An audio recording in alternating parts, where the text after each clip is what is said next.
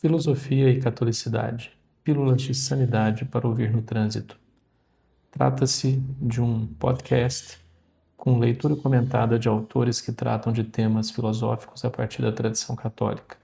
Gustavo Corsão, Padre Leonel Franca, Jacques Maritain e Padre Álvaro Calderon são alguns dos escritores cujos textos serão lidos e comentados nos podcasts. Seja bem-vindo. No primeiro episódio, que é o de hoje, faremos a apresentação da vida e obra de Gustavo Corsão, que será o primeiro autor a ter alguns dos seus textos lidos e comentados neste blog. Esta apresentação da vida e obra de Gustavo Corsão se baseia nas informações existentes no blog da Editora Permanência, bem como no site Clube do Português, do professor de português e revisor de textos, Pedro Valadares. Comecemos pelas informações dadas pelo professor Pedro Valadares, que é licenciado em Letras, graduado em Comunicação Social, especializado em Revisão Textual e Significação da Linguagem.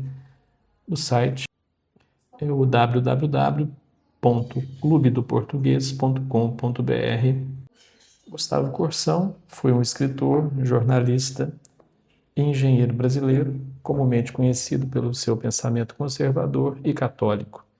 Escreveu principalmente sobre política e conduta, sendo seu único livro de ficção, Lições de Abismo, amplamente admirado na literatura brasileira.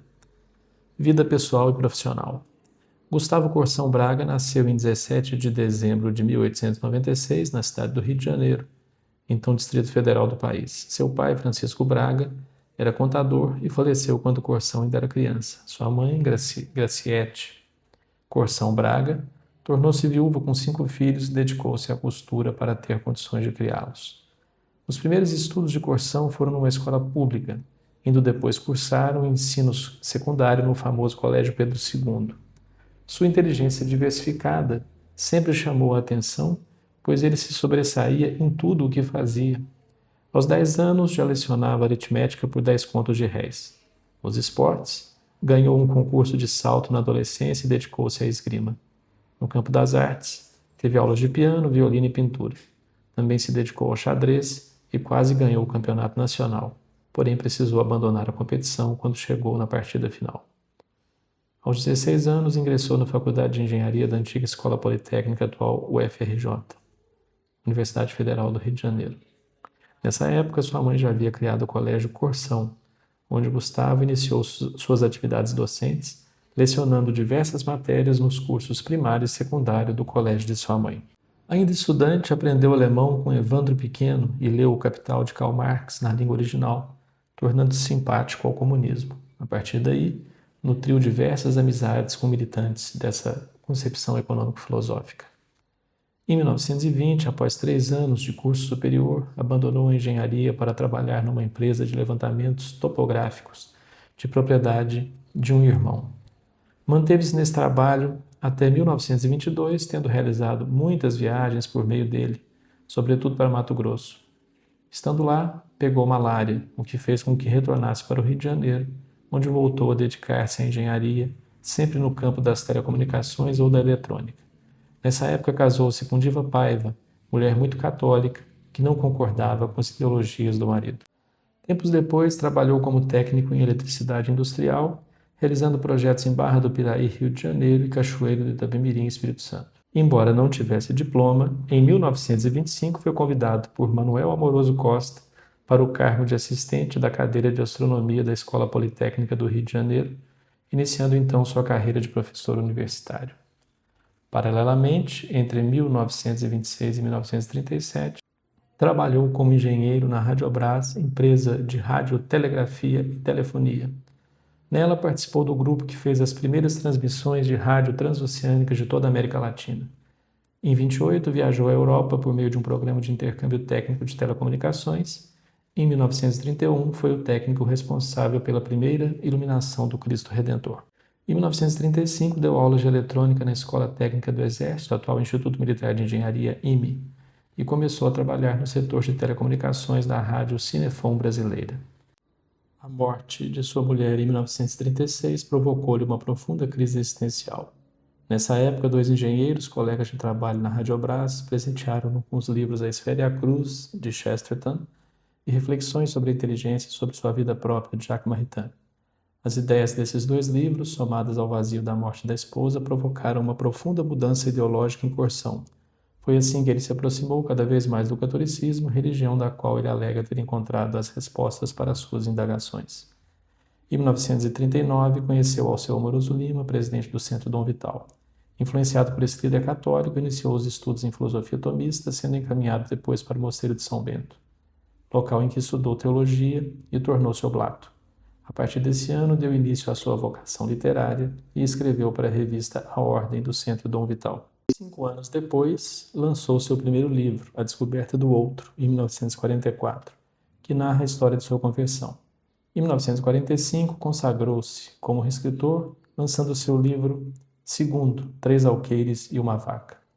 Gustavo Courson faleceu em 6 de julho de 1978, no Rio de Janeiro, deixando 2 filhos do primeiro casamento e 4 do segundo, com Hebe Nathanson Ferreira da Silva. A produção literária de Gustavo Courson. Gustavo Courson foi um escritor católico de estilo clássico, chamado de Segundo Machado de Assis, por grandes nomes como Oswald de Andrade e Tristão de Ataíde, pois era o único escritor da literatura moderna que seguia a linha machadiana. Seu extenso trabalho foi amplamente elogiado por outros grandes autores, tais como Antônio Linto, Raquel de Queiroz, Ariano Suassuna, Gilberto Freire, Nelson Rodrigues e Manuel Bandeira. Faço um adendo à apresentação do professor que estamos lendo e para citar a carta, a pequena, breve carta de Manuel Bandeira a Gustavo Courson, datada de 25 de março de 1965. Prezado amigo Courson, Rio, 25 de março de 1965. Você escreveu em O Desconcerto do Mundo um dos livros mais belos e mais fortes de nossas letras. Ele precisa ser traduzido para todas as línguas, a fim de mostrar lá fora que nós também somos dignos do Prêmio Nobel. Um dia desses o procurarei para levar-lhe um livro. Então conversaremos. Quero explicações suas sobre o juízo final, nada menos. Quero saber se, quando morrer, vou logo para o inferno ou tenho de esperar, com toda a inumerável população já, entre aspas, morrida, o fim dos tempos. Por agora, devo dizer-lhe que você tem a prioridade absoluta na afirmação de que Rembrandt é o Bar da pintura, pois o que eu disse numa crônica que está na edição Aguilar de Minhas Obras Completas foi isto, aspas, agora sei o que é Rembrandt, sei que além da sua pintura, há em suas obras uma quantidade que eu descobria pela primeira vez, a sua incomparável musicalidade. Sempre fui mais sensível à música do que à pintura, sempre preferi ser autor, se Deus me desse a escolher, da obra de um gênio da música do que da obra de um gênio da pintura. Hoje, porém, posso dizer que não trocaria a obra de Rembrandt pela de nenhum gênio da música, salvo bem entendido Bach. Fecha aspas. Terei dito algum dia a frase a algum amigo? Não me lembro. Aceite os agradecimentos e um abraço de admiração e afeto do velho bardo Bandeira. Retomo então a apresentação que estávamos lendo, do professor Pedro Valadares. Sua escrita é influenciada pelo distributismo ou distributivismo, teoria social e econômica desenvolvida pelos escritores britânicos G.K. Chesterton e Hilaire Belloc. A criação da teoria deu-se a partir da doutrina social da Igreja Católica e tem como proposta ser uma terceira via, uma alternativa ao capitalismo e ao socialismo. Essa teoria foi muito explicada por Courson no ensaio Três Alqueires e uma Vaca. Além disso, uma outra influência sobre o seu pensamento veio do filósofo Jacques Maritain. Seu posicionamento político era conservador, mas favorável ao diálogo com a esquerda. Combatia o catolicismo liberal e defendia o tradicionalismo litúrgico e doutrinário, o que o colocou em posição contrária à Igreja que surgiu do Concílio Vaticano II. A obra O Século do Nada, de 1973, demonstra toda a sua defesa pela tradição católica, sendo o seu principal legado para os católicos resistentes. Em relação ao seu reconhecimento como engenheiro, que veio desde muito cedo, o reconhecimento de suas ideias veio mais tarde, aos 48 anos, após a publicação de A Descoberta do Outro. Em 1950, lançou seu único livro de ficção, Lições de Abismo, premiado pela Unesco em 1955 e traduzido para diversos idiomas. Esse livro é considerado uma das obras-primas da literatura brasileira.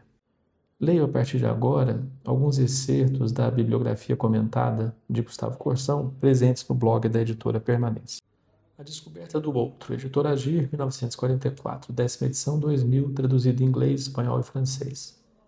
Numa primeira abordagem, o primeiro livro de Gustavo Corsão aparece como uma espécie de autobiografia espiritual.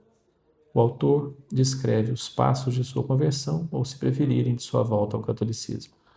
Porém, uma leitura mais atenta nos mostra que este livro se situa num plano mais profundo e sério. Depois de descrever diversas situações que marcaram seu itinerário em direção à fé, Corsão analisa com uma inteligência aguda e particular os meandros da alma na busca da verdade. Mostra ao leitor o quanto vivemos mergulhados em vícios intelectuais que nos impedem de sermos verdadeiros e objetivos, o quanto somos apegados às nossas próprias opiniões e o quanto isso nos cega diante da grande realidade que é a cruz de nosso Senhor Jesus Cristo e seu amor por nós. O autor procura nos ajudar a harmonizar nossa vida racional para que estejamos aptos a alcançar de Deus a harmonia sobrenatural divina. De certa forma, este livro estará presente em toda a obra literária de Gustavo Corsão. Ele é uma espécie de marco inicial, mas já carregado de genialidade literária e de grande sabedoria espiritual. Quando este escritor veio à tona, escreve Josué Monteiro em artigo de 1987, não precisou aprender o seu ofício diante do público. Já trazia um estilo, um cabedal de ideias, uma visão do mundo que de pronto ajustou à singularidade de sua prosa muito pessoal. Não se parecia com ninguém, era ele mesmo, sem deixar de ajustar-se à índole e à tradição da língua portuguesa, fecha aspas. Quanto ao livro Três Alqueires e uma Vaca, da editora Agir, 1946, os comentários são os seguintes. Foi traduzido para o espanhol.